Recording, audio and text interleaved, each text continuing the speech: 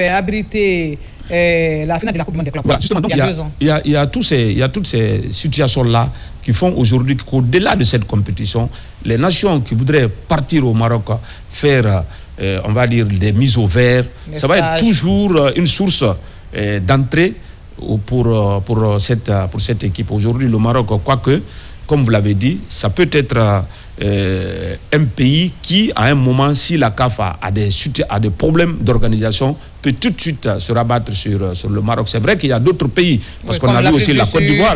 La Côte d'Ivoire, oui. Pour le moment, jusqu'à ce qu'on commence à vivre la Coupe d'Afrique des Nations 2025, la CAN en Côte d'Ivoire reste la meilleure. Justement. Sur le plan organisationnel. Donc, parce que le peuple ivoirien est très accueillant aussi. Justement. Et le Maroc, je pense que ce n'est pas les moyens aujourd'hui. C'est-à-dire, ce qui les intéresse aujourd'hui, c'est de faire cette organisation la meilleure.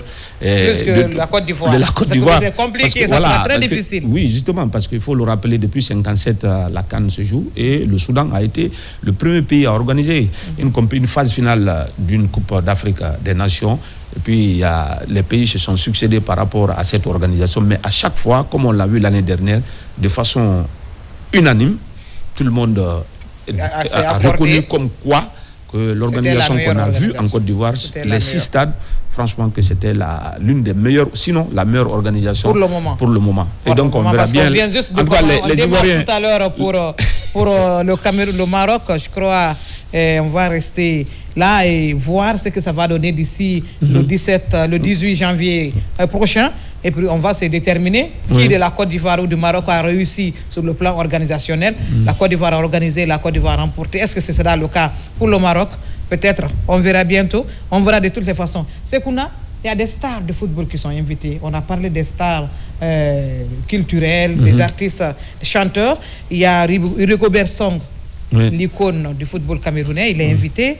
Al-Adari, le légendaire gardien de but des Pharaons, est invité. Patrick Mboma n'est plus à présenter d'ailleurs. Il est invité Gervinho de la Côte d'Ivoire, Ayen du Tunisien, Christopher Katongo de la Zambie. Donc ces légendes vont venir rehausser de leur présence cette cérémonie d'ouverture. Oui, c'est ce qu'on dit. C'est vrai de faire venir des chanteurs, des comédiens, etc. Mais ceux qui ont aussi mouillé le maillot, ceux qui ont fait que la Coupe d'Afrique des Nations est devenue cette compétition que certains négligeaient. Et ce sont ces acteurs-là, ce sont ces footballeurs-là, ces anciens-là, qui ont fait que la Coupe d'Afrique des Nations a eu véritablement de la valeur. Et si aujourd'hui, chaque fois, aujourd'hui, un pays détient l'organisation, ce pays se donne tous les moyens, se fait tous les sacrifices possibles pour que l'organisation que ce pays détient soit la meilleure de l'histoire, c'est parce que derrière, il y a des footballeurs, il y a des techniciens, illustres ou anonymes, des présidents, illustres ou anonymes, qui ont tout fait, parce qu'au départ, c'est notre identité quand on est africain. La Coupe d'Afrique des Nations, c'est notre identité. Comme vous l'avez remarqué, il y a eu l'évolution. Il y a eu l'évolution dans la pratique du football, dans les organisations. On en parlait là, certes, parce que cette CAN était organisée sur les années, mais les années paires. Les années paires. Ensuite, c'est venu les années impaires. Et hier, on a eu l'information que c'est dans 4 ans. C'est dans 4 ans. Et ça, c'est un autre débat. Ça, c'est un autre débat. Parce que sincèrement, ça n'honore pas le football franchement, africain. c'est un autre débat. Ça n'aide pas du tout le football africain.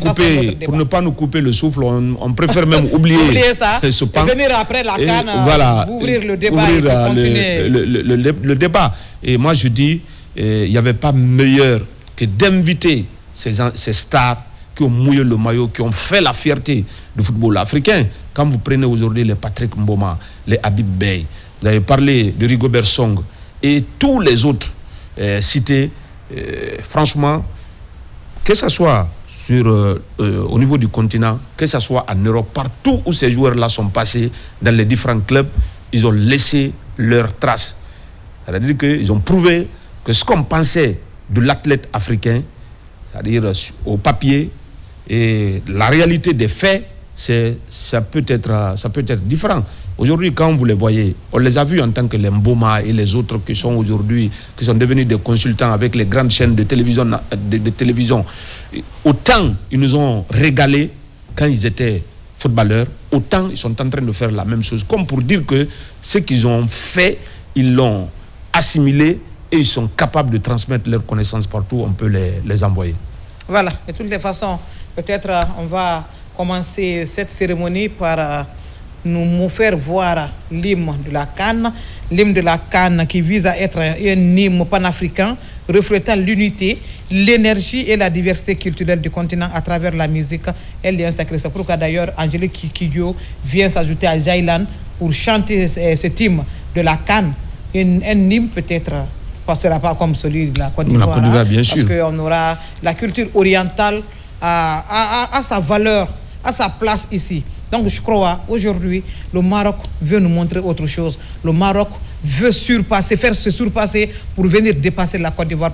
On revient, on ne cessera pas de le dire que c'était la meilleure CAN. De toutes les façons, nous allons suivre la cérémonie d'ouverture Sekouna.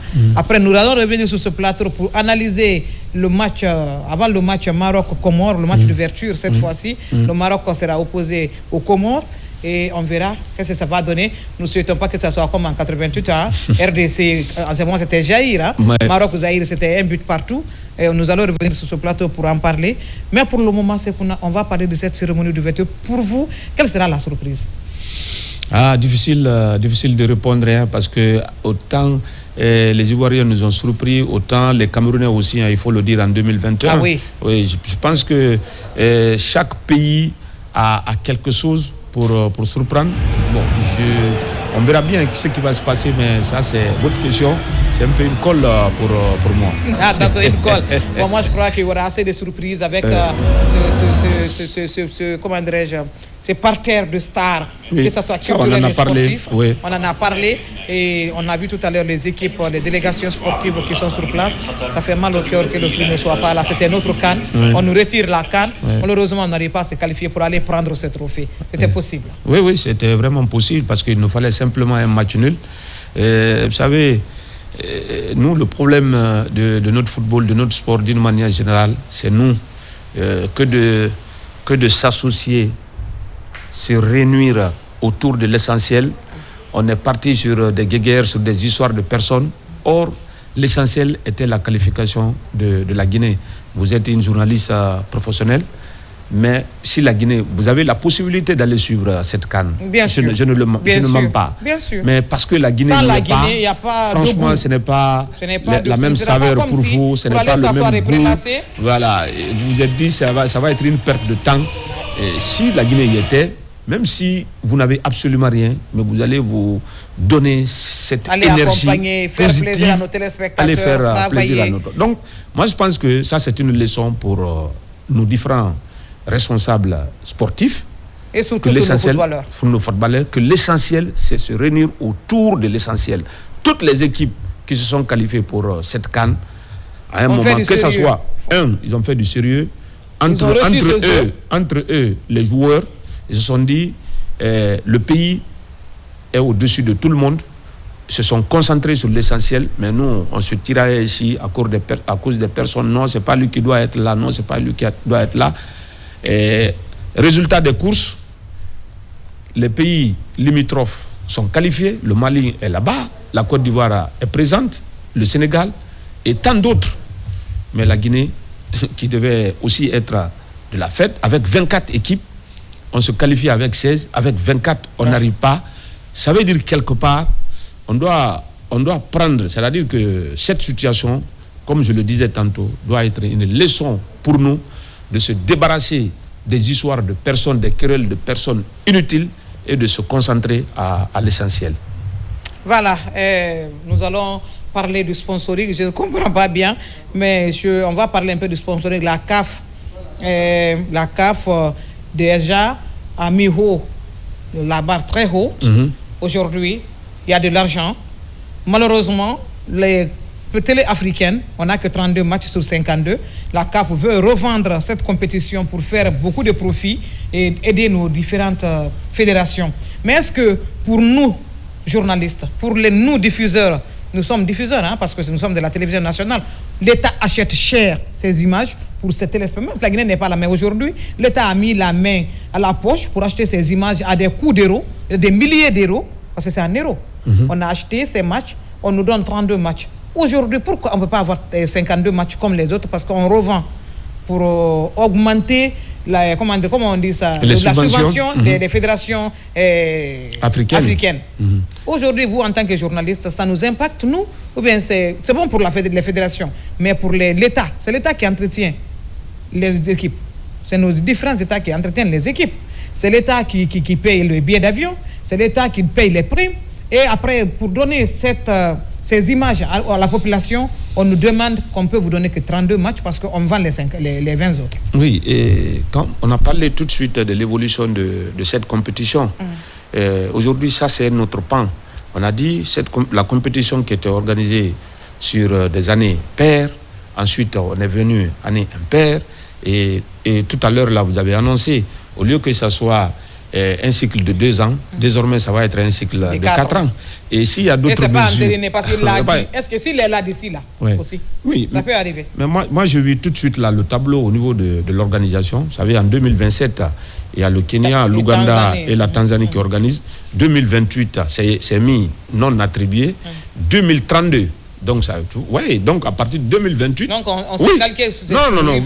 Déjà, en tout cas, dans le tableau des pays qui reçoivent, qui organisent la compétition de la CAN, vous savez, comme on l'a dit, c'est le Soudan qui a organisé la première édition. Et donc, cette liste-là est dressée en tableau. Et là, 2028 non la Guinée attribué. va l'organiser. 2028 pour le moment. Non attribué. Je crois que le ministre de Kiamou Bogola ne va pas nous dire le contraire. On sera là pour organiser la CAN. Il faut, même si c'est une co-organisation qu'il faut... 2040, on le peut. Non, même si c'est un projet de développement. Oui, même si c'est une co-organisation qu'on peut demander. On peut même organiser seul. Non, la Guinée peut, on a ses hommes, on a ses moyens, on a la volonté. Qu'on nous donne l'organisation, on va relever le défi. Parce que cette fois-ci, on n'a pas pu se qualifier, on n'a pas pu organiser. Je crois qu'on peut relever ce défi. Oui, vous savez, organiser une compétition de la CAN, c'est ce que je disais tout de suite. C'est poursuivre aussi le développement. C'est amener le développement d'un pays à travers le sport. C'est ce que les Marocains sont en train de faire. Là, déjà, on a parlé de 9 stades. Même si ça va être une co-organisation. Nous, on va organiser, on va faire avec six stades. Non, c'est juste. On va revenir d'abord sur la diffusion et les sponsors. Oui, la diffusion et les sponsors. Ce que je disais, en fait, c'est un processus bien élaboré, depuis que Mosepe est là. Si vous remarquez, depuis qu'il est là, vous savez, avec Ahmad, les histoires de 4 ans là. Rappelez-vous, je crois il y a 5 ans, c'était à Rabat, quand Infantino est arrivé. Il avait évoqué ce problème-là de 4 ans, si vous vous rappelez. Mais avec Ahmad... Ce qui a fait d'ailleurs, Issa Hayatou est parti parce que c'était complètement opposé. Il a refusé même de délocaliser le mois et le temps de diffusion parce que les gens de la compétition, les Européens voulaient que ça soit pendant les vacances, juin. Lui, il a refusé. Il a dit qu'on va jouer en janvier et c'est en janvier. Oui, et puis depuis combien de temps, même cette compétition, le Maroc a voulu organiser ça avant. Avant, oui. Parce qu'il y avait la Coupe du Monde des clubs, un tournoi d'Infantino, c'est-à-dire pour sauvegarder ses intérêts, le président de la FIFA, il piétine l'Afrique et malheureusement, Issa Hayatou est parti dans ce contexte. Ahmad est arrivé. Quand Ahmad est arrivé, on pensait que Ahmad allait être le bon élève, c'est-à-dire que l'homme par lequel on pouvait passer pour encore piétiner tout ce que les Africains font. Alors, comme ça n'a pas été le cas, Ahmad est parti et celui qui est arrivé aujourd'hui est en train de faire systématiquement la politique de la CAN. Donc moi, je suis absolument pas surpris. On a aujourd'hui 180 pays qui diffusent cette compétition et puis la valeur de la coupe est de 10 millions de dollars. Donc c'est pas petit. Ils ont vendu peut-être, le jour que la Guinée aussi va prendre la coupe, on aura les 10 millions de dollars américains. Mais en attendant, nous sommes sévrés de 20 matchs. Donc on ne diffuse que 32. L'État a mis la main à la poche, il faut aussi le remercier. Il faut le remercier, toujours. Mais s'il n'est pas là, mais ils ont toujours payé et les éliminatoires de la Coupe d'Afrique et les éliminatoires de la Coupe du Monde, même les interclubs de la CAF, l'État met la main à la poche pour payer pour faire plaisir à ces millions de téléspectateurs, à faire à ces citoyens, parce que je crois que la joie publique n'a pas de prix. Non, ça n'a pas de prix. Tout ce qu'on fait pour sa population n'a vraiment pas de prix. Et la preuve, parce que vous êtes là pour ça. Et aujourd'hui, on est en train de parler du Maroc. Si ça aurait été la Guinée, on allait être aujourd'hui encore plus fiers par rapport à tout ce qu'elle est. Voilà, d'être sur ce plateau. Peut-être que vous allez être sur un site à Zérekouré, nous autres ailleurs. Donc voilà, un tout petit peu, ça allait être diversifié. Et les gens allaient venir. Ceux qui entendent le nom de la Guinée pour la première fois sans venir voir, allaient être là. Aujourd'hui, au Maroc, il y a des gens qui arrivent aujourd'hui au Maroc pour leur première fois parce que simplement, il y a une CAN à 24 équipes qui doit être organisée là, qui va prendre 9 stades et 6 villes du même pays concerné et des villes touristiques, Agadir, Casablanca, Fès, Marrakech, et donc toutes ces villes-là, on a parlé de Casablanca, Tanger, voilà, c'est des villes que vous avez visitées, donc c'est compliqué, mais bon, c'est la fête. Quand c'est la fête, on est obligé aussi de faire des sacrifices. Voilà, nous allons laisser place maintenant à cette cérémonie d'ouverture de la 35e édition de la Coupe d'Afrique des Nations Maroc 2025. Place à la fête. On se retrouve après pour débriefer. La première, avant-match Maroc-Comore, je vais dire. Merci, à tout de suite.